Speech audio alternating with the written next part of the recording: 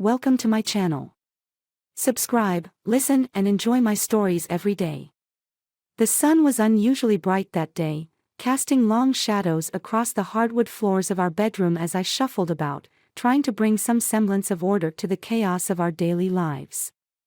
Margaret, always meticulous about her possessions, particularly her jewelry box, had left for her weekly art class, leaving a whisper of her floral perfume lingering in the air. I never cared much for the intricacies of her jewelry collection, my interests lay in simpler joys. But today, as I moved a stack of magazines off the dresser to dust, I noticed something odd. The small, ornate key that usually hung from Margaret's necklace was sitting next to her jewelry box. The box itself, a beautiful, antique piece given to her by her grandmother, was slightly ajar. Curiosity, a trait that rarely overtook me, nudged at my conscience. Margaret had always been private about her jewelry box. It was her sacred space, a no man's land in our shared life. But why was it left open today? And why did she remove the key from around her neck? I picked up the key, its cool metal tingling against my skin, and approached the box. As I unlocked it, a sense of betrayal began to gnaw at me, not because I was invading her privacy, but because deep down, a part of me feared what I might find. The lid creaked softly as it opened, revealing rows of gleaming stones and gold. But there, atop her favorite pearl necklace, lay something out of place, a photograph, face down. My hands trembled slightly as I picked it up, and the world seemed to stop as I turned it over. It was a picture of Margaret and my best friend, Brian, their arms around each other, smiling at a picnic. On the back, in her familiar, flowing script, was written, "My true love." The room spun around me. Brian, my companion since college, the godfather to our son, the man who had stood beside me at our wedding. And Margaret, the woman I trusted more than myself. How could this be? Anger surged through my veins as I stared at the photo. The betrayal sliced through me, sharp and unexpected. But beneath that anger, a plan began to form. I would not let this deception go unpunished. That evening, when Margaret returned, I greeted her with a calmness I did not feel. "We need to talk," I said, leading her to the living room. Her eyes widened slightly, sensing the seriousness in my voice. "What's wrong, James?" she asked, her voice trembling. I threw the photograph down on the coffee table between us. "Is this why he's been coming over more often? Why you've been so distant?" Margaret's face paled, her eyes darting between the photo and my face. "James, I cut her off, my voice cold and steady. "I trusted you, Margaret. And you and Brian." She reached out, tears brimming in her eyes, but I pulled away. "How long?" I demanded. "It's not what you think," she whispered, but the lie was clear in her eyes. That night, I made my decision. I would break her, just as she had broken me. Our marriage, once filled with love and promise, was now nothing more than a hollow shell of secrets and lies. As I lay in bed, listening to the quiet of the house, a plan began to take shape. Margaret would not get away with this betrayal. I would ensure that our divorce was just the beginning of her downfall. And as for Brian, he would regret the day he ever crossed me. The story of our broken marriage would unfold, and I would be the author of her undoing. The next morning dawned with a palpable tension hanging in the air. Margaret was quiet at breakfast, her eyes avoiding mine as she sipped her coffee. The usual morning chatter was replaced by a suffocating silence. I had spent the night planning my next moves, each more calculated than the last. After breakfast, I picked up my phone and dialed Brian. It rang twice before he answered, his voice cheery and oblivious to the storm about to break. "Hey, man. What's up?" "We need to talk, Brian." "It's important," I said, my voice steady but laced with an undercurrent of fury. There was a pause on the other end. "Sure, buddy. Everything okay?" No, it's not. I want you to meet me at the Old Mill Park in an hour. Sure, James. I'll be there, he replied, a note of confusion in his voice. The park was deserted when I arrived, the rusted structures of the old mill casting long shadows on the ground. Brian showed up a few minutes later, his casual demeanor faltering as he caught the grim set of my jaw. James, what's going on? You're freaking me out, he said as he approached, hands in his pockets. I didn't waste time. I pulled out the photograph from my jacket and thrust it in front of him. Explain this, I demanded, my voice echoing slightly in the open space. Brian's face drained of color as he took the photograph, his eyes widening. James, Did you think I wouldn't find out? How long has this been going on? I stepped closer, my anger rising. It's not like it looks. I mean, yes, we've grown close, but it wasn't supposed to. Supposed to what? Betray me? Break my trust? I interrupted, stepping even closer, my voice rising. You were my best friend, Brian. I'm sorry, James. I truly am, he stammered, looking anywhere but at me. Sorry doesn't even begin to cover it, I spat, the betrayal gnawing at my insides like a living thing. You'll stay away from my family. If I see you near Margaret or the house, you'll regret it. Brian nodded, his usual confidence shattered. You won't see me again. I promise. With that, I turned and walked away, leaving Brian standing alone among the shadows of the old mill. The rest of the day was a blur. I met with a lawyer, outlining the evidence of Margaret's infidelity. I was methodical, each detail meticulously noted down, building my case. The lawyer listened, nodding along, promising that the divorce proceedings could be swift. When I returned home, Margaret was waiting. She must have known what was coming, the atmosphere was thick with the inevitability of our confrontation. James, please, can we talk about this? She began, her voice shaky. There's nothing to talk about, I said as I headed to the bedroom to pack her bags. I want you out, Margaret. Today. But where will I go? She pleaded, following me into the room. That's not my problem anymore. You should have thought about that before, I said coldly, my actions deliberate as I filled a suitcase with her belongings. With her suitcase packed, I handed it to her. I'll have the papers ready by tomorrow. I suggest you find a good lawyer. Margaret took the suitcase, her hands trembling. James, I'm so sorry. I never wanted to hurt you. You did more than hurt me, Margaret. You broke us, I replied, my voice void of emotion as I watched her leave our home for the last time. As the door closed behind her, a sense of grim satisfaction settled over me. The first part of my revenge was complete, but it was just the beginning. There was more to come, and I would ensure that Margaret felt every ounce of the pain she had inflicted on me. The days that followed Margaret's departure were filled with a cold, methodical precision. I found myself moving through the motions of dismantling our shared life with an unsettling detachment. Each day brought new cancellations, joint accounts closed, shared subscriptions ended, and mutual friends quietly informed. The legal proceedings for the divorce were ruthless and swift, as my lawyer had promised. But there was a deeper layer to my plan, one that went beyond simply severing legal ties. Margaret had once told me, in a moment of rare vulnerability, about her fears of losing her standing in the local art community, the very community that had become her refuge, her place of esteem. And I intended to strike there, where it would hurt her most. I started by visiting the gallery where Margaret showcased her work. The owner, Helen, had always been fond of both of us, often praising our support for the arts.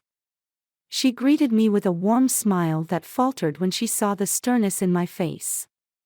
James, what a surprise. How is Margaret? Helen asked as we walked among the vibrant displays. She won't be showing her work here anymore, I stated plainly, watching her reaction closely. Helen paused, a puzzled look crossing her face. I don't understand. Did something happen? I sighed, feigning reluctance. I'm afraid Margaret has been involved in some, less than reputable activities. It's caused a significant scandal, one that could reflect poorly on anyone associated with her. Helen's eyes widened with concern. Oh, that's terrible. We certainly can't have that kind of scandal connected to the gallery. Exactly, I nodded, my plan unfolding smoothly. I thought it best to inform you directly, to protect the gallery's reputation. Thank you, James. I'll handle it from here. It's such a shame, really, Helen murmured, already distancing herself from Margaret's tainted image. Next, I turned to the local art critic, a cunning old friend who relished in the drama more than he would admit. Over drinks, I shared a fabricated story of Margaret's duplicity, not just in our marriage but in her professional dealings as well. The critic, always eager for a juicy story, took the bait and promised an exposé. As the days turned into weeks, the effects of my retribution became evident. Margaret's artwork was quietly removed from the gallery. Invitations to openings and events ceased. Whispers of her supposed indiscretions spread through the community, each iteration more exaggerated than the last. One evening, as I sat in the quiet of the now too large house, the phone rang. It was Margaret. James, please, you've got to stop this, she pleaded, her voice cracking. I've lost everything. My friends, my art, why are you doing this? I'm simply ensuring that everyone knows the kind of person they've been associating with, I replied coldly. But I've already lost you. Isn't that enough? There was desperation in her voice, a plea for mercy. It will never be enough, I said, the line going dead with the click of the button. I sat back, a mix of satisfaction and a haunting emptiness swirling inside me. The plan was in motion, the consequences irreversible. Margaret's life, once filled with color and creativity, was now as gray and desolate as the shadows that crept across the room. Yet, in the depths of my revenge, a lingering question remained: when the dust settled, what would be left of my own soul? Would the price of retribution be worth the ruin I had wrought? These questions lingered, unanswered, as I prepared to face the next phase of my carefully crafted vengeance. The intrigue of our unraveling lives was far from over. The day of the gallery's annual showcase arrived, marking a critical moment for Margaret. This was the event she'd been preparing for all year, the one that could salvage her faltering reputation after my quiet campaign of destruction had left her on the fringes of the art world. But today, it wasn't just about Margaret's attempt at redemption, it was about my final act of revenge. I had prepared meticulously, orchestrating every detail to ensure this night would be the culmination of the pain she had caused me. Margaret and Brian both had no idea what was coming. They thought they could quietly carry on, that I would eventually fade into the background, but I wasn't the kind of man who let betrayal go unanswered. The gallery was packed, filled with critics, art enthusiasts, and people from our past lives, people who had once held Margaret in high regard. I arrived early, blending into the crowd, unnoticed. Margaret had a new piece on display, one that she had poured her heart into. I'd heard her speak about it once, back when she still spoke to me at all. She had said it symbolized rebirth, renewal, and hope. I found it ironic that she still believed in such things. I spotted her across the room, standing next to Brian. They were talking, laughing, as if nothing had happened. The sight of them together turned my stomach. I clenched my fists, feeling the cool edge of the small remote in my pocket, the one that would trigger the video I had secretly prepared. I had spent weeks gathering the footage, recordings of Margaret's secret meetings with Brian, pictures I had dug up from every source I could find, and, most damning of all, a hidden audio recording of a conversation they had in my house, where she admitted that her love for him had eclipsed any feelings she had left for me. At the height of the evening, when the crowd gathered for the unveiling of Margaret's piece, I made my move. The lights dimmed, and the gallery's curator stepped up to introduce her work. I watched from the shadows as Margaret stood there, beaming, ready to reclaim the spotlight. The curator finished his speech, and as Margaret approached the podium to say a few words, I pressed the button. The gallery's projector, meant to display a short video of Margaret's artistic process, flickered to life. But instead of her carefully edited montage, the screen lit up with something entirely different, a video of Margaret and Brian, arms wrapped around each other, lips locked in a passionate kiss. Gasps filled the room. Margaret froze, her face going pale as the video played on, showing her sneaking out of our house late at night, meeting Brian at his apartment, their hushed conversations of deceit filling the air. "Turn it off," she screamed, but it was too late. The whispers of the crowd turned into a dull roar. Brian's face went ashen as he realized what was happening. Margaret stumbled forward, her voice shaky. "James, you can't do this." I stepped out from the shadows, my voice calm, yet cold. "Oh, but I already have. Everyone should see what kind of person you really are, Margaret. You and Brian deserve nothing less." The video continued, showing the final clip, the recording of their conversation in my home. Margaret's voice rang out clear over the speakers. "I never loved him like I love you, Brian. I'll leave him soon. It's just a matter of time." Margaret's legs gave out as she collapsed to the floor, tears streaming down her face. The crowd had turned against her, and everything she had worked for was unraveling in an instant. The gallery curator, wide-eyed and panicked, rushed to turn off the projector, but the damage was already done. I stood over Margaret, looking down at her as she sobbed. "You wanted to break my heart, Margaret. Well, now I've broken your life." Brian, still reeling, stepped toward me. "You son of a," he started, but I cut him off with a punch that sent him sprawling to the ground. The crowd gasped, but no one moved to stop me. "Stay down, Brian," I growled, my voice low and dangerous. "You're lucky I don't ruin you further. But you're not worth it." He looked up at me, blood trickling from the corner of his mouth, but he didn't get up. He knew he had lost.